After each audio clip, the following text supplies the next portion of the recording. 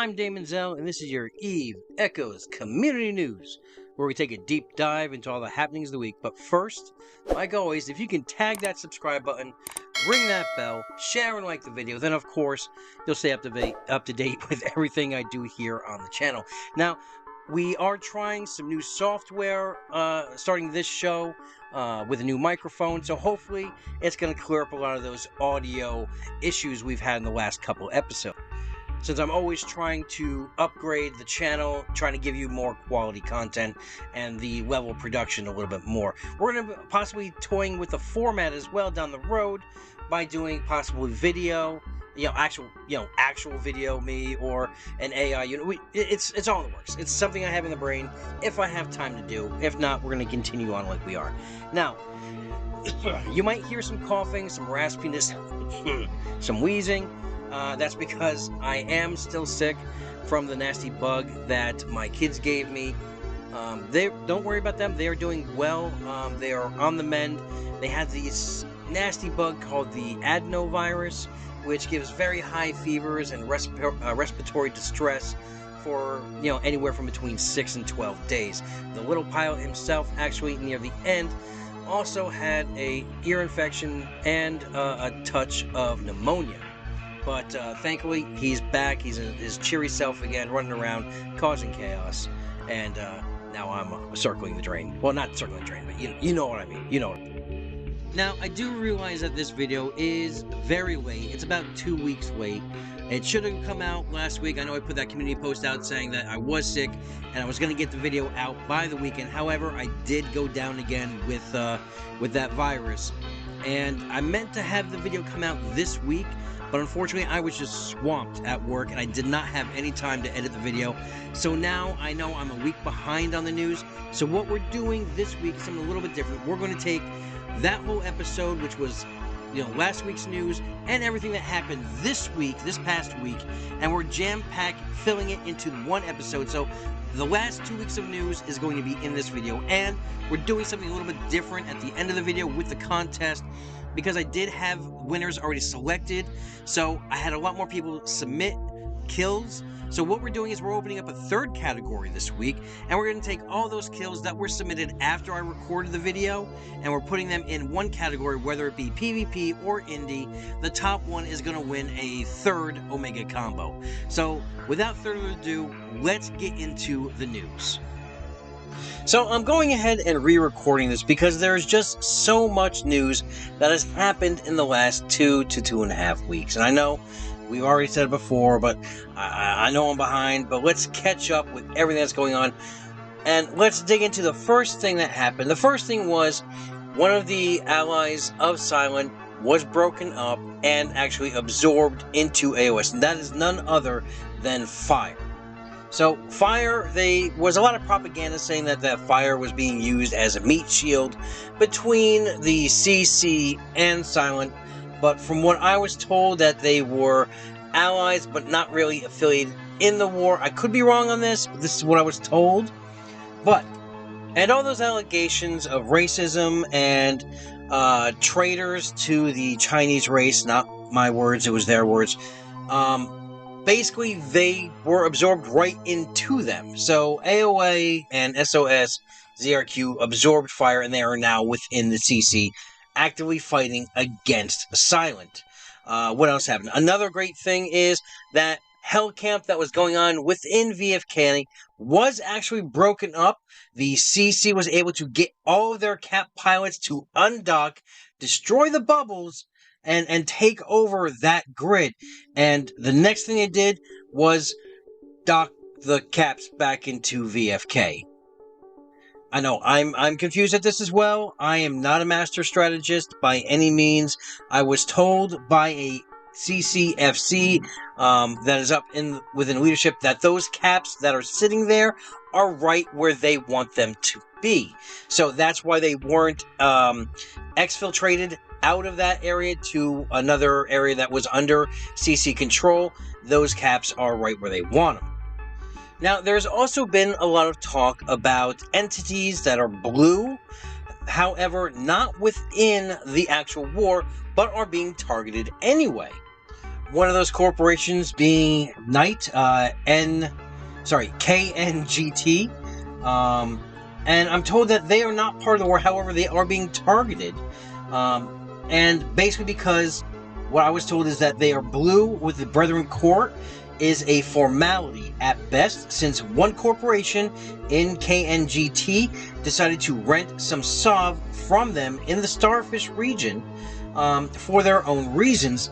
There is no defense agreement whatsoever with Brethren Court. So if they are attacked within the Starfish, Brethren Court does not need to race over to them and defend any timers.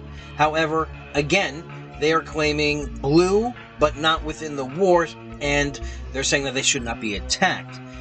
By that same aspect, though, HTP, Hell to Pay, has also been targeted by AOA, SOS, and ZRQ, and actually recently been wiped off the map. Now, if you are not familiar with HTP, don't worry, I'm going to fill you in. They were actually one of the first, Citadel to be dropped in the game. They were part of No Please Stop, and when No disbanded, they basically became neutral. They did not join the Silent Federation. They are neutral within. However, they were still targeted and wiped out.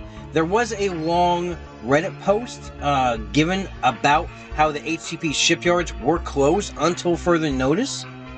I'm going to read some excerpts from it. First of all, we start off with, it's profound regret that I inform you that HTP shipyards, based out of the oldest citadel in Eve Echoes and home to His Almighty Lord Banana, and disciple baboons in Geminate 9P40 TAC F, is closed for business indefinitely. Now, we featured them before on the show, whether it be spotlights, but also their conservation efforts. Actually, they had sponsored 3 of the gorillas through, I believe it's Diana Fossey's gorilla program, that charity. They actually sponsored 3 of them.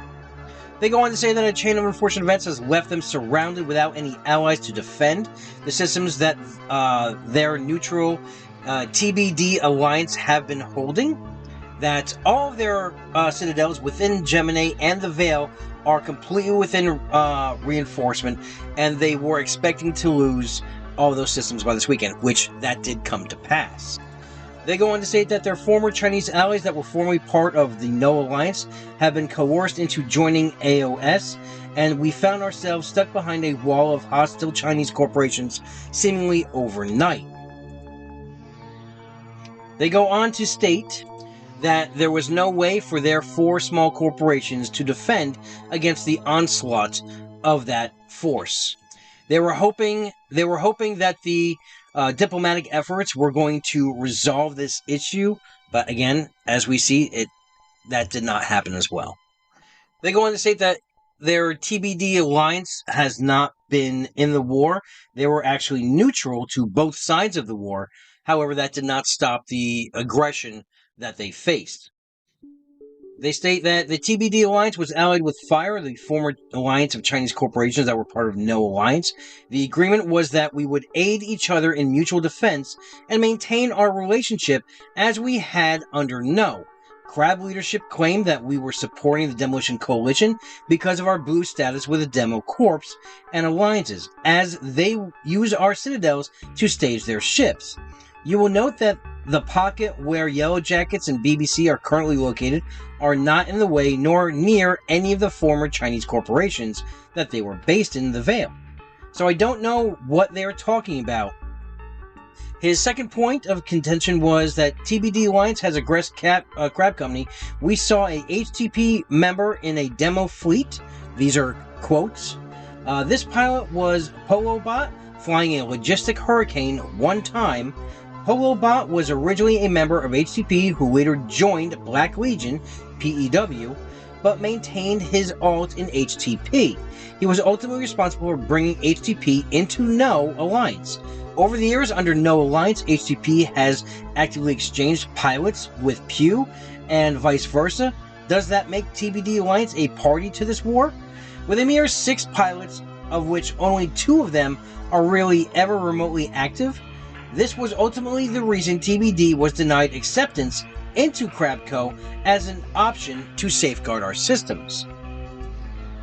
They finished with saying that they are organizing their last stand on Saturday morning. Our hold timer for the zoo is set for 0800 hours EST, and while we will almost definitely lose this battle, we will go down swinging. We call this weaponized stupidity.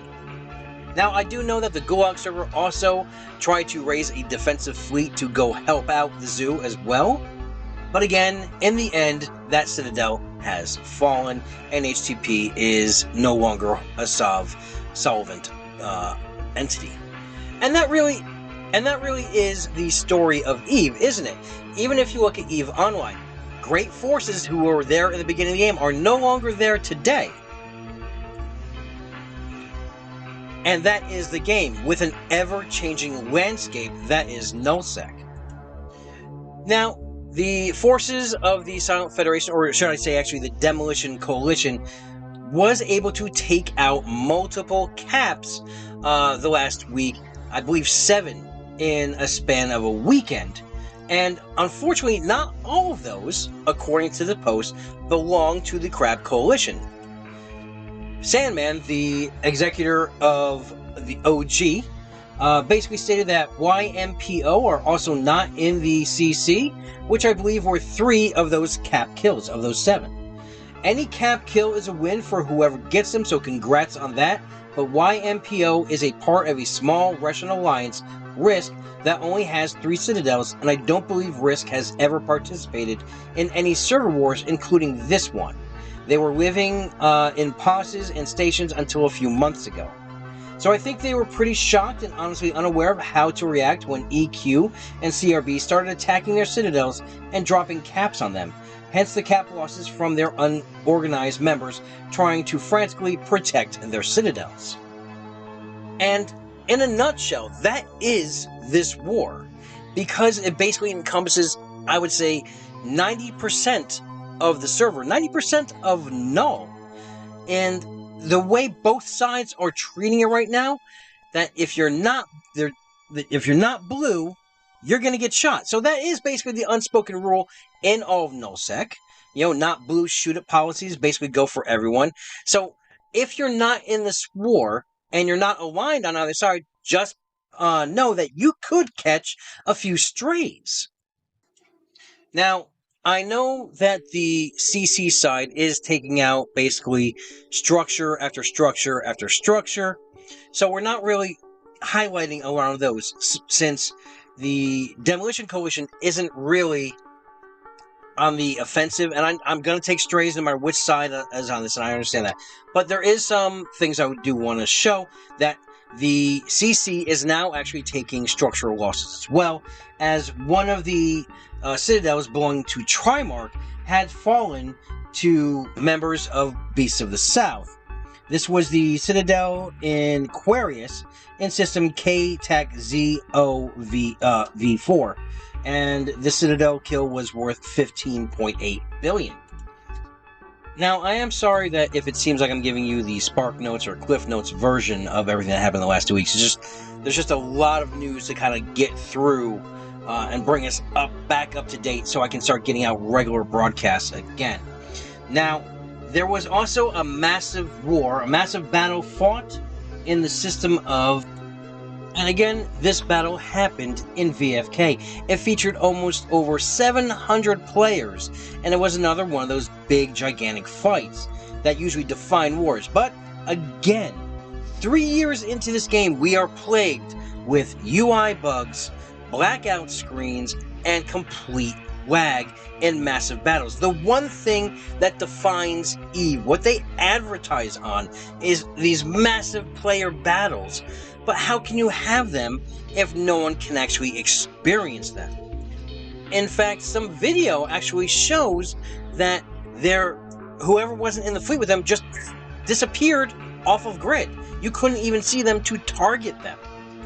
So, in essence, everyone lost in that fight. Now, the CC has also been making other moves as well. When they eradicate one of those citadels off of the grid within some of that space of Branch, Venal, Tenal, the areas surrounding the heart of Silent Empire, they have basically also been eliminating the structures left afterwards, so that a corporation couldn't just move back in and rebuild right where they left off. They will have to rebuild everything, and that's the stargates, that's the pirate detection arrays, that's everything that's left in the system. They've basically been sending out small squads, and even single players been going out and just destroying these structures. Some other announcements from the CC side. One, that there was a rumor that the Redhead Stepchildren were disbanding, but in fact they actually rebranded and reorganized into an alliance called 108. Now, they're saying that all corps are staying. In fact, even 2 new ones are joining. Yes, they are not part of the CC, but that's only for the 24 hours of a grace period to everyone, and then they will be back within the CC coalition when that timer is back up. Now, unfortunately, I do not have a logo for this new entity, 108, but I am told that it is in the making. Now, a few other things from the CC side was that they wanted to welcome an alliance CS, that's Circle Sun, to the Crab Coalition. They are a Japanese alliance that is said to be fighting against Silent for quite a while, and they are happy to join them. And that reorganization of RETC into 108, they're basically becoming a solely PvP-focused alliance, and that's why they're rebranding. So, as you can see, there is a lot happening in this massive server war on both sides. And that's going to take us right into the war statistics that have been published here on February 8th of 2023. Currently, my time is 8:51 p.m., so obviously when you watch this back, it's not going to have the accurate stats because, you know, I have to record the video, then edit it, hopefully not wait 2.5 weeks to punch this one again. But let's get right into the stats here. First up is the Demolition Coalition, and they have currently right now a total kill count of 17,642 kills, a total ISK value of 18.4 trillion ISK. Now, these kills include, we're not going to count the capsules and shuttles, obviously, but if you were wondering, there's 54 kills right there. But they have 5,433 frigates, 1,238 destroyers, 2,918 cruisers, 3,042 battle cruisers, 3,357 battleships, and 1,217 industrial ships. Their capital kills include 57 carriers, 17 dreadnoughts, 1 forced auxiliary, and 6 freighters. When we look into the structure deaths, kills, they have killed 213 capsular outposts, 9 corporation citadels, Tech 1, and they've captured 1 Tech 2 citadel. Now, let's move right into the Crab Coalition stats.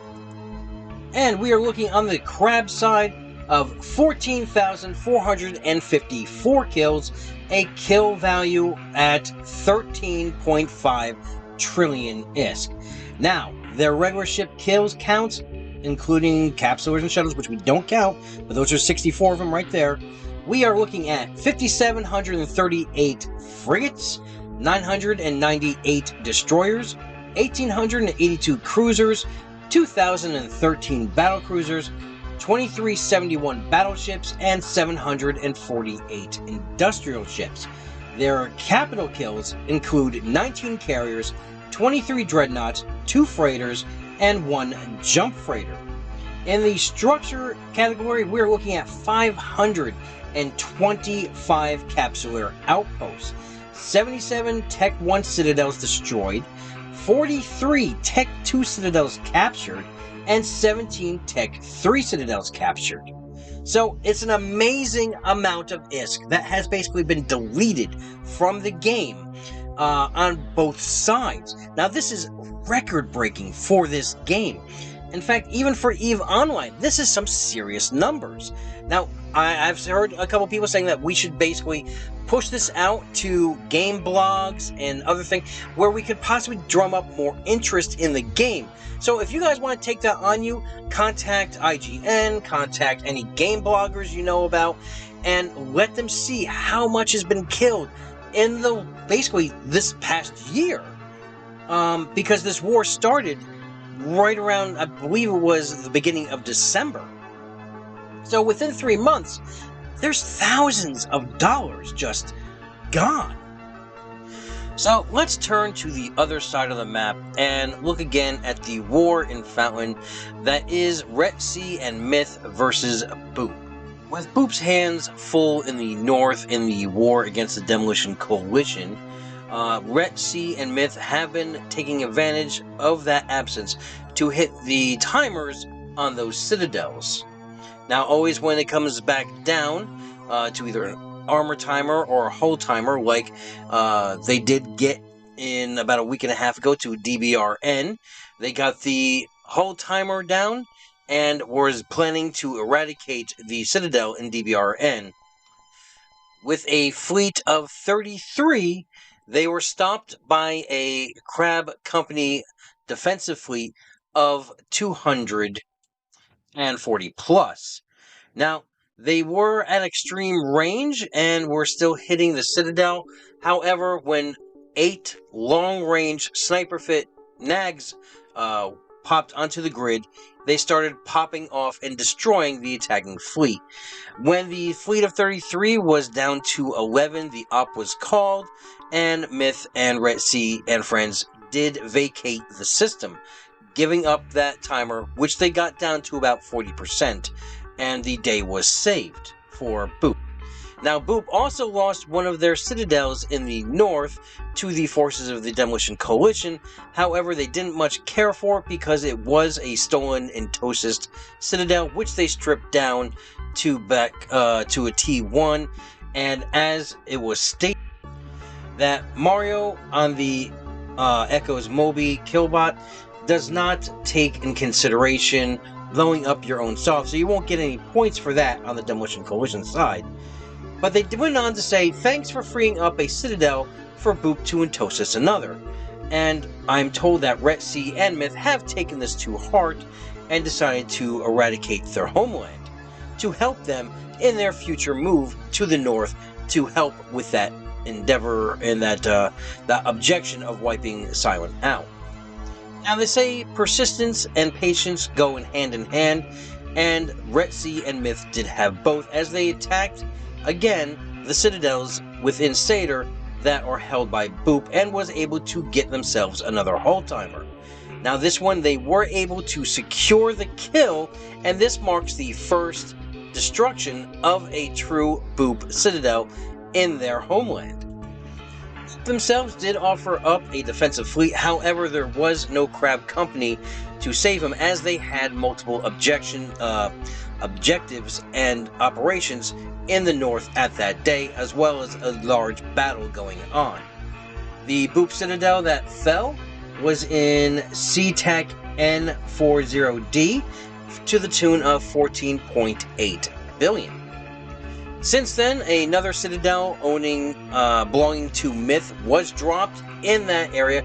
It has been named Booping is Illegal, and as it was anchoring for that timer, RETC and Myth forces did stay on grid, expecting a fight from Crab Coalition as reinforcements, because the Boop fleet that did defend or try to attack this timer and blow up this citadel from taking that SOP was wiped out, as was the response fleet or reinforcements coming from Cloud Ring to aid that Boop endeavor to destroy this new citadel.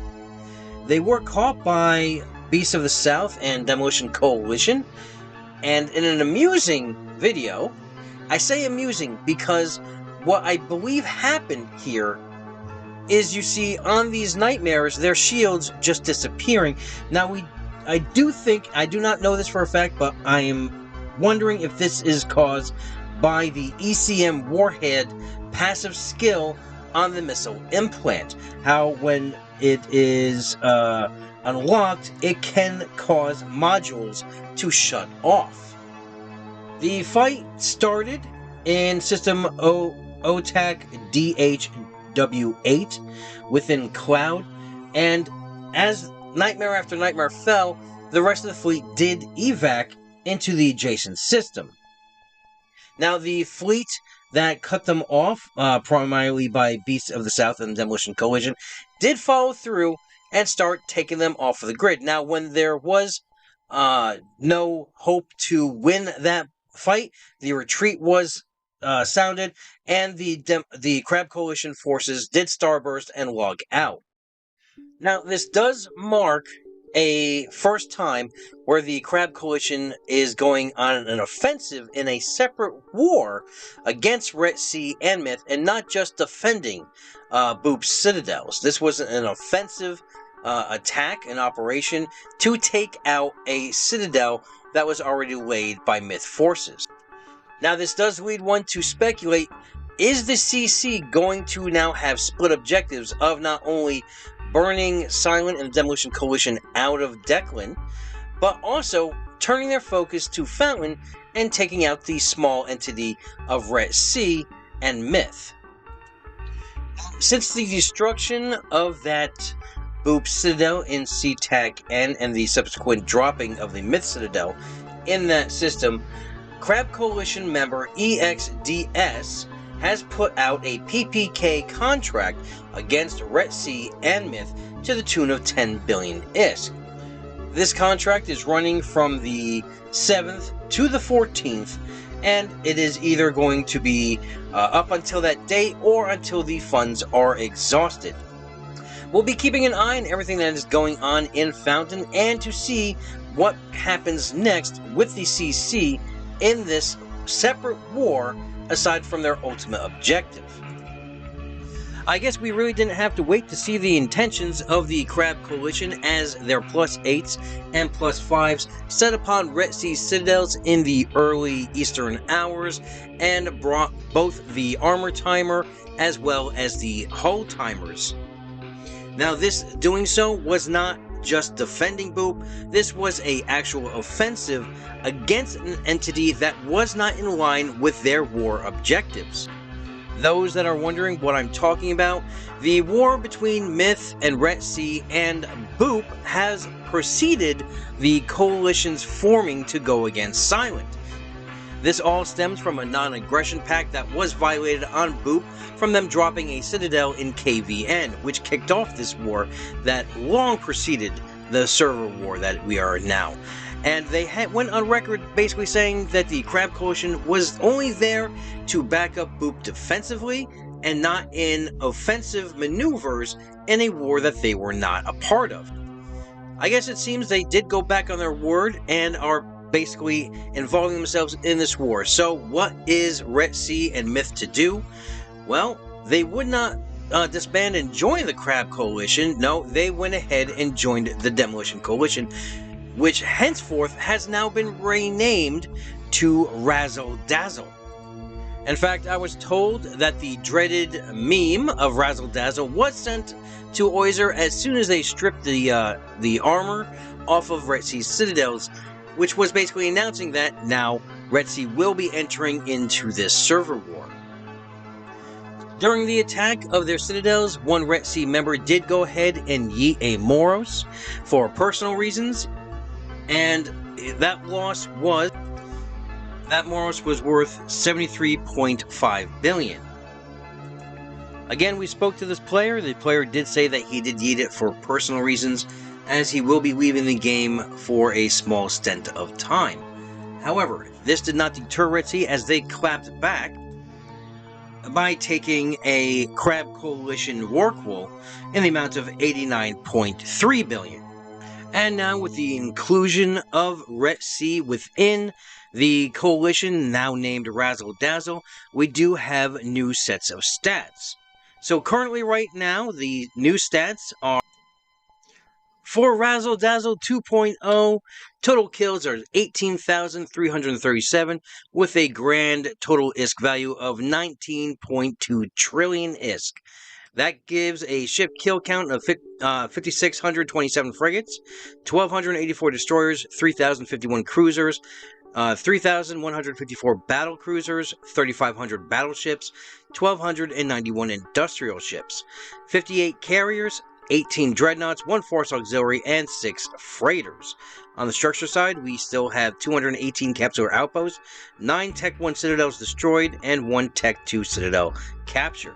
For the Crab Company's new stats, we have total kills of 14,943 with a total ISK value of 14 trillion ISK. The ship kill count, 5,898 frigates, 1,037 destroyers, 1,967 cruisers, 2,069 battle cruisers, 2,442 battleships, 790 industrial ships. A capital kill count of 19 carriers, 26 dreadnoughts, 2 freighters, and 1 jump freighter. Structures, we have 535 capsular outposts destroyed, 77 Corporation Tech 1 citadels destroyed, 43 Tech 2 citadels captured, and 17 Tech 3 citadels captured. And as we sit on the eve of one of the biggest battles possibly to hit Fountain, one thinks that, is there any safety on the server for a neutral entity? Or eventually, will all entities have to choose a side? More to follow in the next episode, including the outcome of this battle.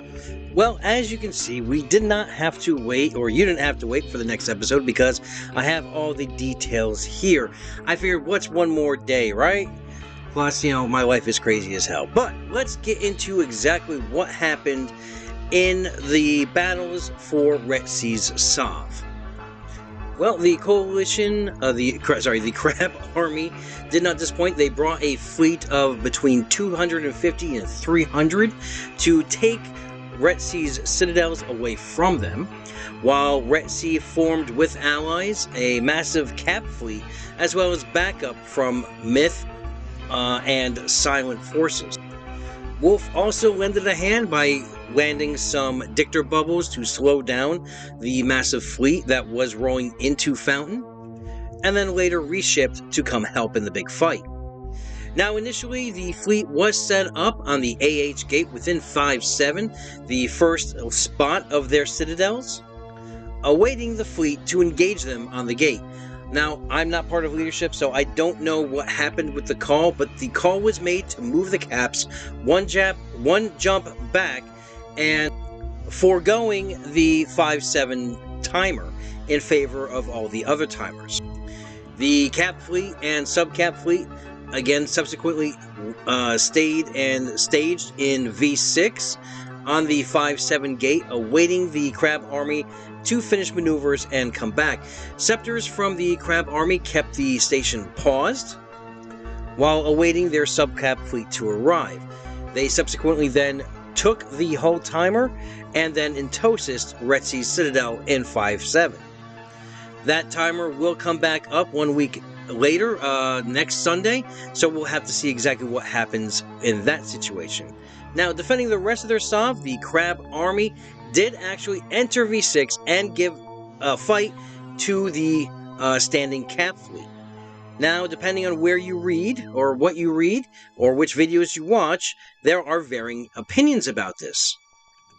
Some opinions state that the Razzle Dazzle 2.0 coalition stopped the Crab fleet from getting rid of all the other citadels and taking all of RETC's Sov, while on the other hand, you have the Crab Army stating that they were happy with the 5-7 outcome and they yeeted the entire fleet bound for Valhalla. But no matter which story or version you identify with, it can be said that everyone there had fun. It was a great, massive battle, and I'm not 100% sure, but this could have been one of the largest cap battles that happened. Unfortunately, there were no caps on the CC side, though. But much respect either way to the Crab Coalition for taking that fight against all those caps, and they did not walk away empty-handed. Not only did they take 5-7, but they were able to take out 11 carriers in that fleet. And yes, yours truly was one of those caps lost.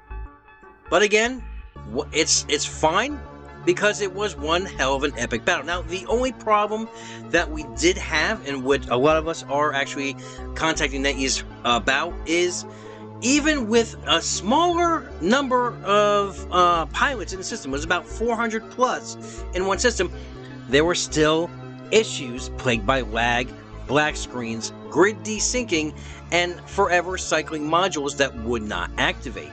Henceforth, the faxes that were actually on field could not actually send out reps due to this error, which is why so many of the caps went down. So the Crab Army did take 5-7. They did wipe out 11 caps. However, their entire fleet was decimated by the rest of the standing fleet there. So no matter which way you slice it, it was a win for all sides. Like I said, I had a blast doing it. This was my first actual PvP cap fight, so I had a blast. Now, we're not going to go into the math because there is thread after thread after thread on Reddit about someone's math is wrong here, another person's math is wrong there, and I've said this in the thread itself, until we actually have a guaranteed API, we will never know the exact statistics of that fight, because you're always going to have someone not posting a kill mail, not posting a lost mail, and unfortunately it is what it is. But this does change the numbers that we went over the last, the last 15 minutes twice. So let's go into it again, the new stats because of this battle, because there was so much ISK lost in this fight. However, before we get into those stats, I know I just said we're going to get into those stats, but I did also want to touch on something because it's been asked multiple times, especially even on Reddit, about the question of how this happened. They said, why did the CC hit RETC if, the war is against Silent, and, if RETC didn't join up until after the CC group hit the timers, and, why did this all go down the way it did? So, Ozure, he basically made a nice summarization about it. He said, RETC and Myth have been hitting Boop for the entirety of the war. However, I'm going to get to another part, but he goes and say them destroying C, TAC 4N Citadel and dropping Myth Citadel in its place escalated the conflict. +8 forces who have been defending Boop timers took it personal and hit shields. They were directed and instructed not to follow up on the armor timers in Discord, but clearly that didn't happen. They put everything of RETC's into Hull. RETC entered the war and the Demolition Coalition was rebranded, and that's basically the direct answer from the CC side. Now, obviously that does question how are you not able to handle your +8s? If you're the leader of the coalition, why are they not listening to you? Which does kind of speak for what may possibly happen after this war, because I do believe the next war after this is going to be AOA, AOS, SOS, ZRQ against everyone else. But Nox also complimented this as well, saying that after the event took place, himself and Ozzer, discussed the possibility of walking back the situation or just let it carry forward. That's the whole timers. Do they just let bygones be bygones, or do you continue on? The situation is complicated. Crab Army can't promise they can control what the Russian bloc does. The +8 involvement was an honest mistake, and Mel literally asked them not to go beforehand. However, Boop knew the +8s were making a mistake and exploited the situation to their own benefit, knowing it would escalate the situation. In short, the damage was done, and it wasn't possible to believe that the same thing wouldn't happen for Hull timers, so agreed there it wasn't any way to move this backwards. They shook hands and they carried on forward. There is more than a handful of people plus Boop that are unfortunately trying to use the power of the CC coalition to destroy RETC because they cannot do it themselves. If the leaders of CC don't accommodate these groups, CC breaks and Silent wins. So RETC being attacked is not what the leaders want. Just like RETC doesn't want to be in the war, it has to happen. So now we just have to drag Provi in somehow, and it's the first World Crab War. So yeah, that's pretty much what's going on. RETC was dragged into the war. CC can't get a leash on their attack dogs, and we are where we are today. So now let's get to those stats. For the demolition, or sorry, I'm so used to saying demolition collision. Razzle Dazzle 2.0, after that big battle, the total kill count is now risen to 19,312, with a total ISK value of 20.4 trillion ISK. That includes 5,899 frigates, 1,367 destroyers, 3,156 cruisers, 3,276 battle cruisers, 3,779 battleships, 1,365 industrial ships. On the capital side, you have 59 carriers, 19 dreads, 1 fax, 6 freighters. Structures, 223 outposts, 12 Corporation Tech 1 citadels destroyed, and 1 Tech 2 citadel captured. On the crab side, you have 15,513 total kills, with a total ISK count of 15 trillion. That includes 6,116 frigates, 1,095 destroyers, 2,037 cruisers, 2,128 battle cruisers, 2,539 battleships, 807 industrial ships. On the capital side, that's 29 carriers, 27 dreadnoughts, 2 freighters, 1 jump freighter, and 1 capital industrial ship. Structure count is 561 captured outposts destroyed, 77 Tech 1 citadels destroyed, 43 Tech 2 citadels captured, and now 17 Tech 3 citadels captured. Okay, we also have another story involving racism and the using of slurs in-game, and I'm not really going to acknowledge what was said because I'm not going to give that a platform, so to speak, but the player in question is Red Rocket. Now, you might remember Red Rocket because he got in trouble with this same thing last year, and we did publish a big apology by him. Now, people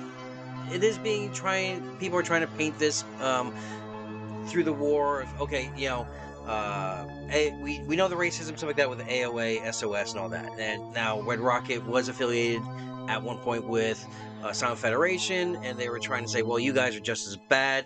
But Red Rocket currently is not involved with them. He's actually a part of Pale Horse, PHPC, which belongs to the Sixth Seal mercenary outfit. So I did go ahead and reach out to one of the leaders of the Sixth Seal mercenary outfit and asked them for a official statement regarding Red Rocket, because he is on his, 84th chance. And they state, regarding Red Rocket, to make our stance abundantly clear to the EVE Echoes community, the language and behavior Red Rocket displayed during this incident were both inappropriate and went against both the PHPC and 6th charters and our expectations for our pilots. When I discovered and verified the incident, I immediately reached out to Red Rocket. At that point, I put Red Rocket on final notice. Currently, PHPC FCs are assigned to Red Rocket to mentor and monitor his in-game language for instances that go against our 6th and PHPC codes of conduct, as well as NetEase's terms of service. Any new breach will result in immediate expulsion from our organization. So there you go. That's a little bit encapsulated of what's going on in the Red Rocket realm. And since we are talking about corporations, there has been a leadership shakeup within Mildly Intoxicated. That is the other corporation belonging to Mildly Dead Alliance. And nothing too big, but the CEO webmaster has actually stepped down currently due to some real life events. Currently, this is like with everybody these days. Right?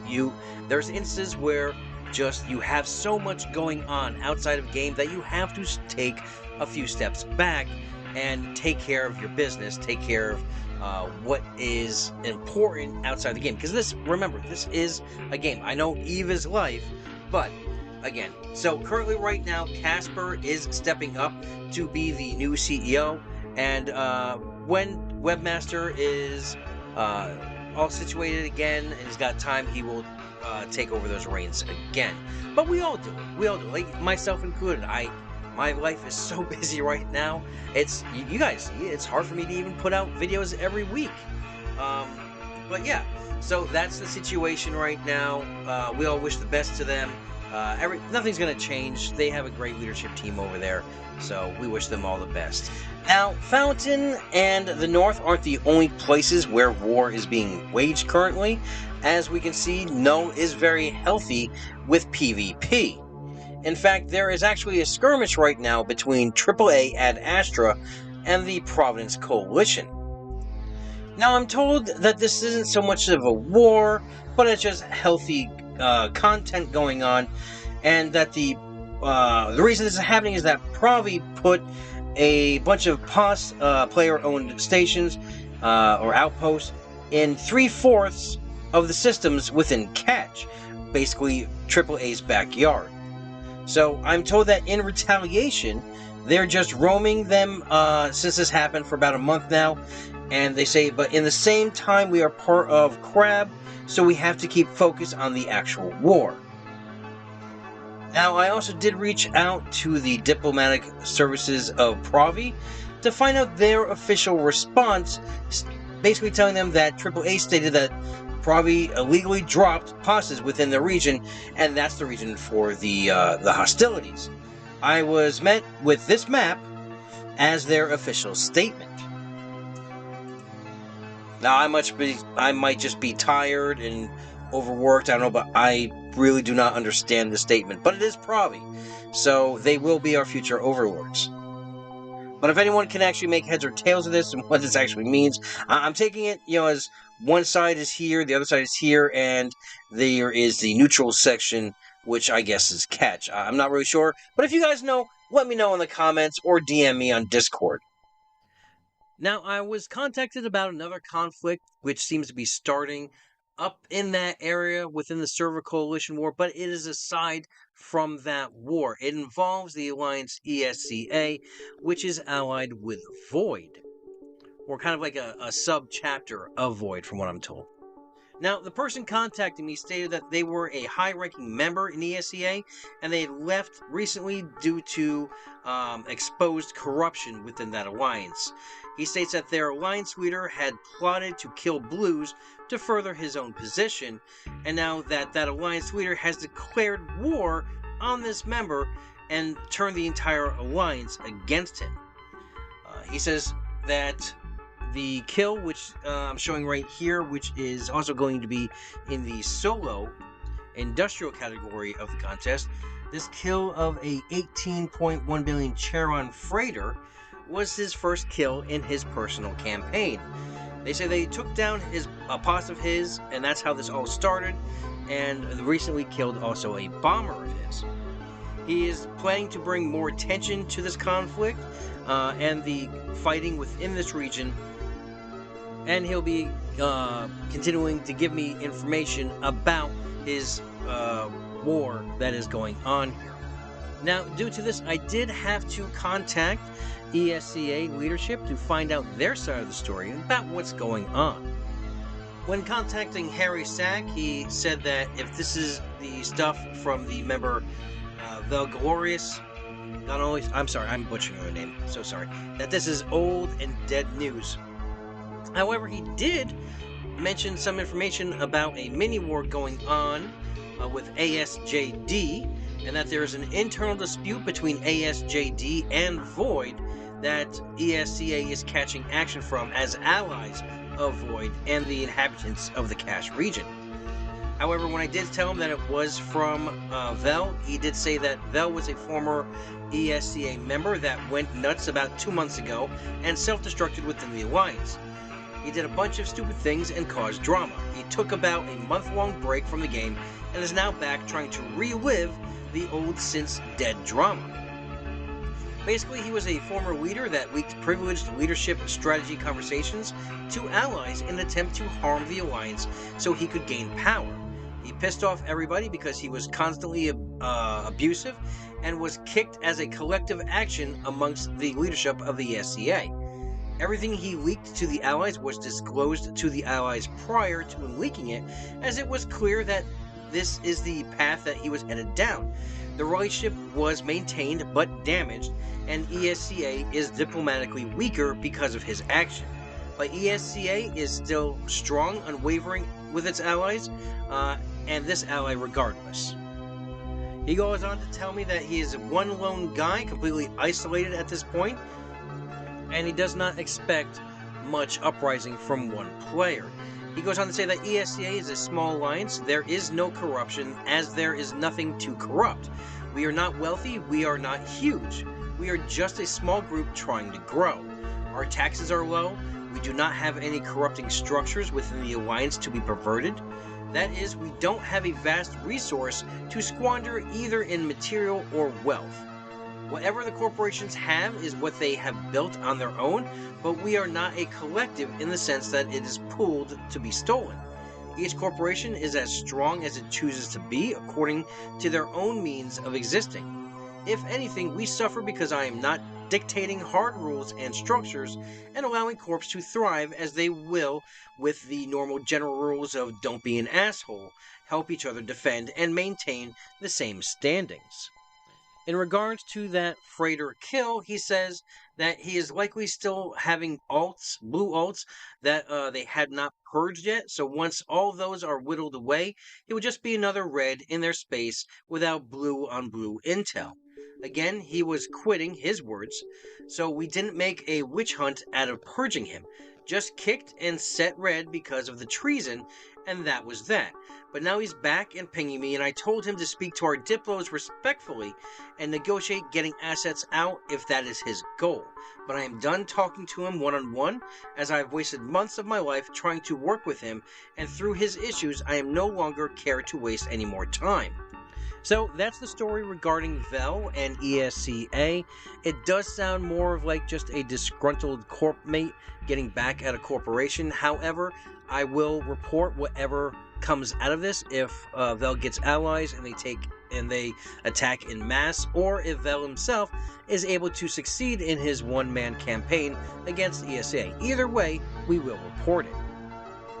Let's move on to something a little bit more lighthearted. Now, I'm not sure if you've seen some of these custom banners which just went into the game this past week.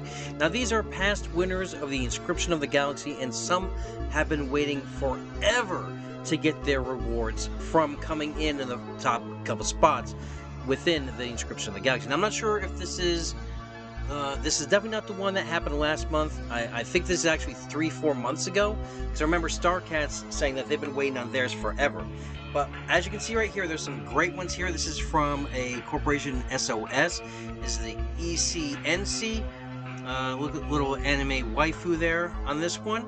The next corporation up is Black Screen FKG from Beasts of the South.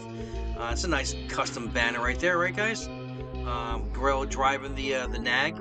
That's awesome. Next up, we have Cerebus Echo CRB with their custom rainbow crab, which is fantastic. It also looks great in the metal format as well.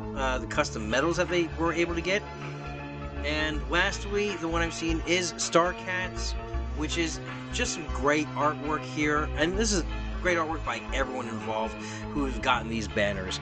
And it's really great to see that these custom ones are actually in-game now, and they just look fantastic. I'm in love with these, and I can't wait for RETC, who I'm a part of, to get theirs. They won the Inscription of the Galaxy last month, but I'm pretty sure it's going to be a while before we see ours in-game as well.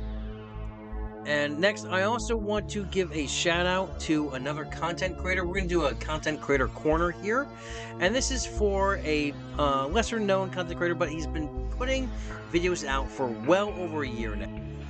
And this is Cannibal Gaming. They has currently right now 310 subscribers.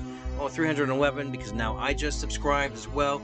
A total of 69 videos, and these are all PvP videos. So if you love PvP but don't want to get bogged down by, propaganda from whatever server war is, this is pure PvP. The last video was a Vindicator, Asheeved, and Dramiel PvP. So some great videos there, and if you like it, go on and give them a sub.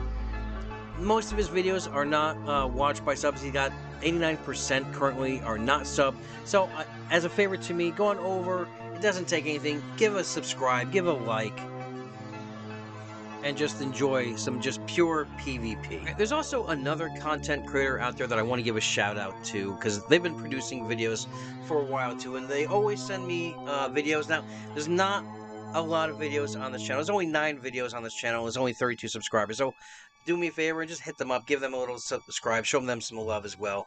But they're called Deep Space Miners Guild, and lately there's a lot of the war footage, a lot of battles up on this channel. Some really good PvP.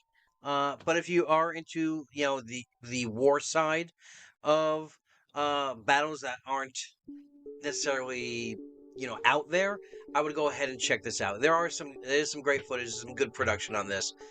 So go show them some love as well. Support all your content creators. They work hard for you. And since we're talking about content creators, and I'm told actually through the devs that they are completely revamping again the content creator program, so be certain to keep your eye on that if you do wish to become a future official content creator. But a friend of the channel, Asheeved, has actually started making collectible playing cards for Eve Echoes. That's right. He states that he made these cards just like hockey cards or football cards about Eve Echoes, and so far it's just for collectible reasons. There's no game behind it. But to acquire a card is easy. Just ask someone who has a card to share it, and you can have a copy. Now, he might ask for a card in return or so. It's all up to them. You can also sell these cards if you're looking to just have the whole collection, and it's another way of making ISK outside of the game. Now, he says he will also be giving out cards on occasion here on his Discord for anyone to copy and collect. But the fun thing, except trying to collect all cards, is that you yourself can get a personal card. And he's going to move on to that later on in the statement. But he says the cards that he makes is all from in-game items, stuff, players, or playing locations in Eve Echoes. The future for the card games is not set, if it can be a card game or if he will put personal values of full versions is something that he'll take care of in the future to provide. But right now he just finds it as a fun event where your character can be saved as basically a trading card. Now, about the cards specifically, he said they will come in several versions, CV1, CV2, and so on. The CV1 is card version 1 and is the first ones that were created. There will be 20 cards in each version or edition, and when he creates them, of course, is when he has the time, because he is a very busy man. Right now, almost all CV1 cards are made, and he'll soon start to work on CV2.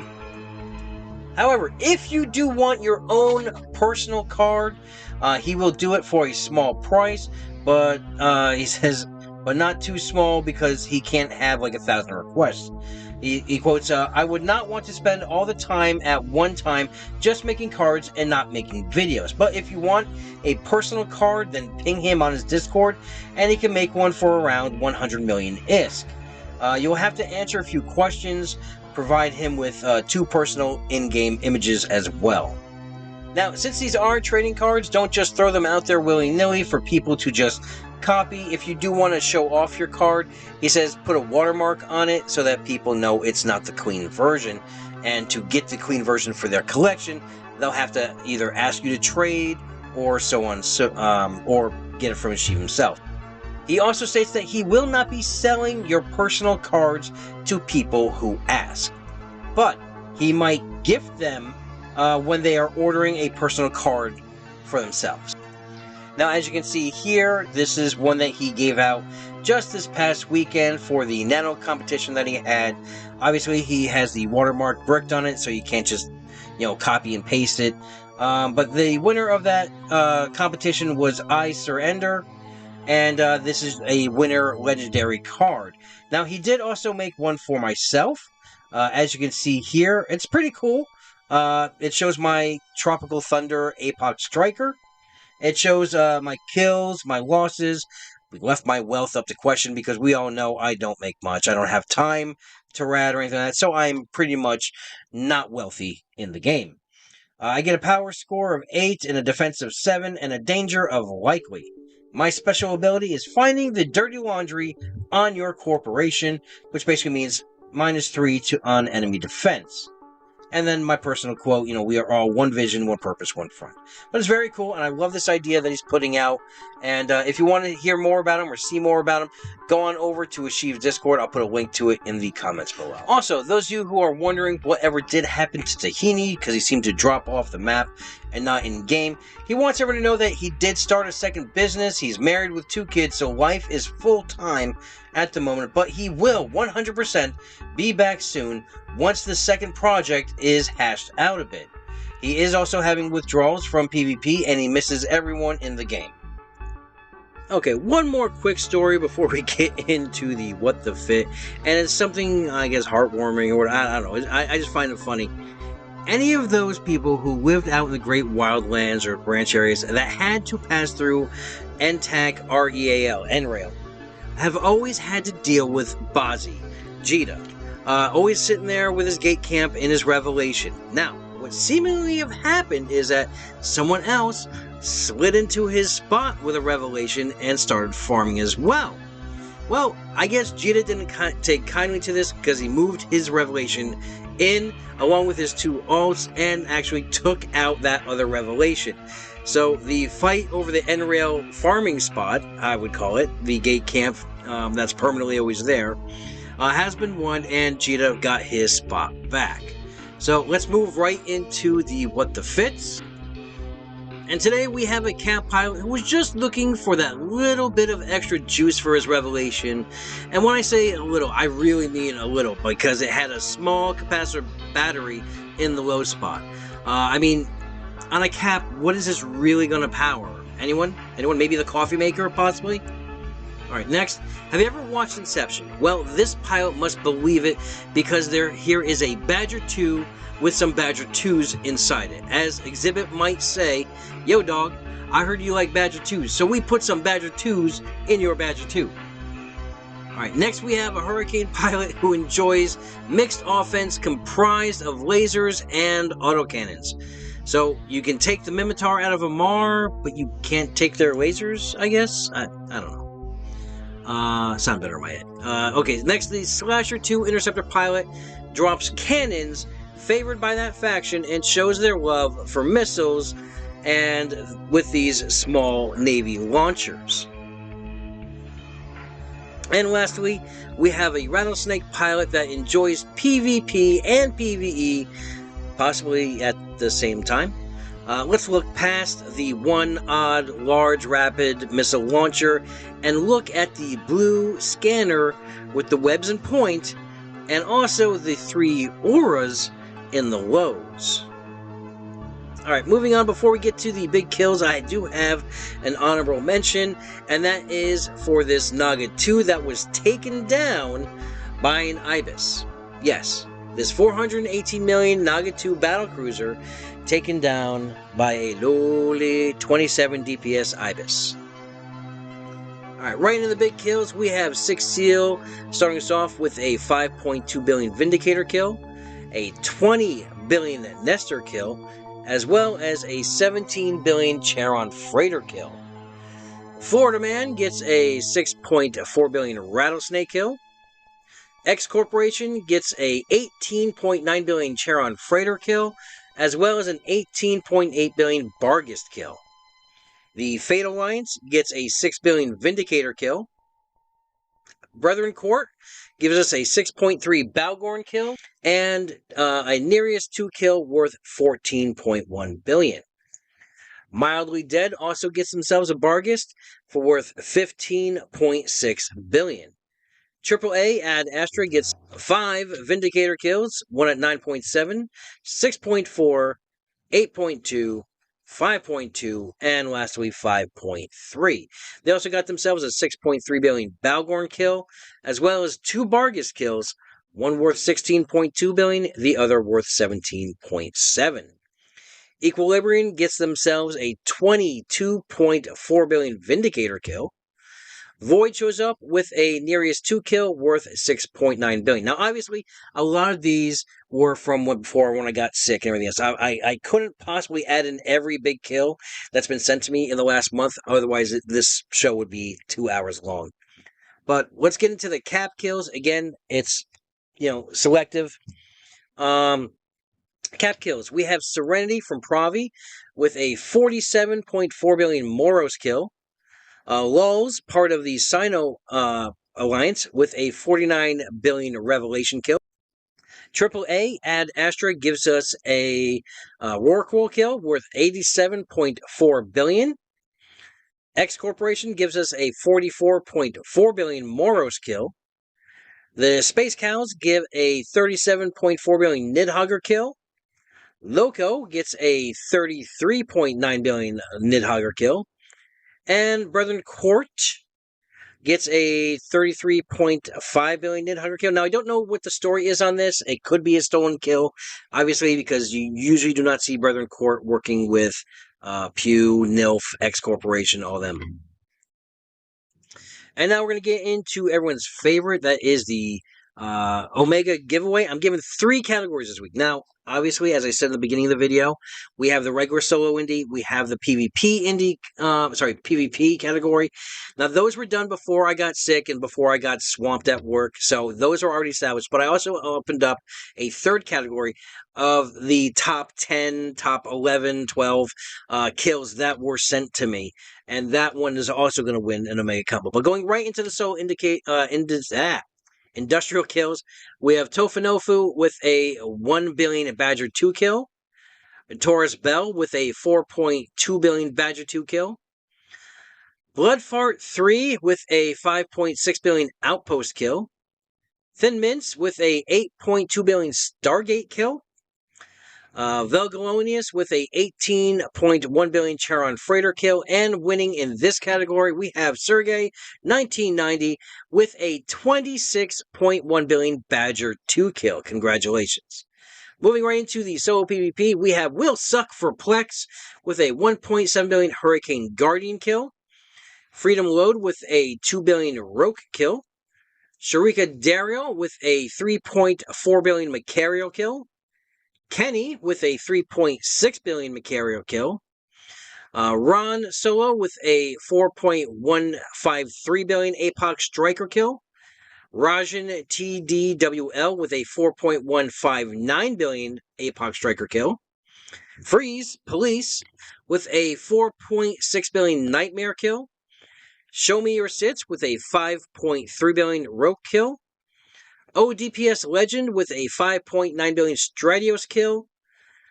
We have Visiu Raj with a 6.5 billion Macario kill. And winning this category in the PvP is Altair with a 7.6 billion Atron 2 Interceptor kill. Now we're going to move into that third category where everyone sent me kill mails. And it doesn't matter if it's indie, PvP. If you're in the top percent that sent it, the top 12, you made this list. So, it had been sent to me too. Remember that. So we have Ember Huntress starting us off with a Mauler Interdictor worth 2 billion.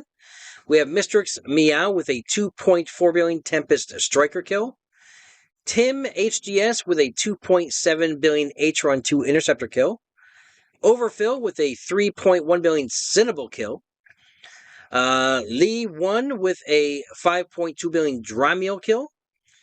Sharika Dario with a 6.4 billion Balgorn kill. Heron Explorer with a 7.5 billion Badger 2 kill. This is where it's going to start jumping up now.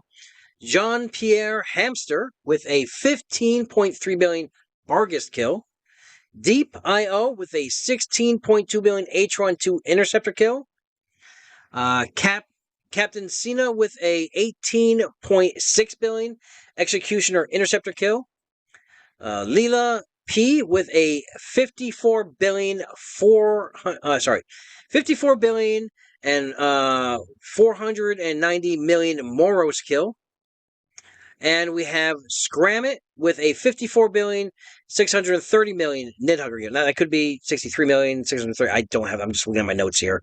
But Scramit wins that third category. So our winners all together are Scramit, Altair, and Sergey 1990. Congratulations on winning that free Omega combo. DM me on Discord and I'll tell you how you can get your prize. And that's going to do it for this episode. It was a very long episode, and I'm sorry I've been away for so long due to sickness and everything else. I'm going to work, air quotes, on getting these videos out sooner regularly, even if they're small videos. I already have stuff lined up for the next video too. So until I talk to you guys again, have a great week, have a great weekend. Fly safe, and remember, we're always one vision, one purpose, one front.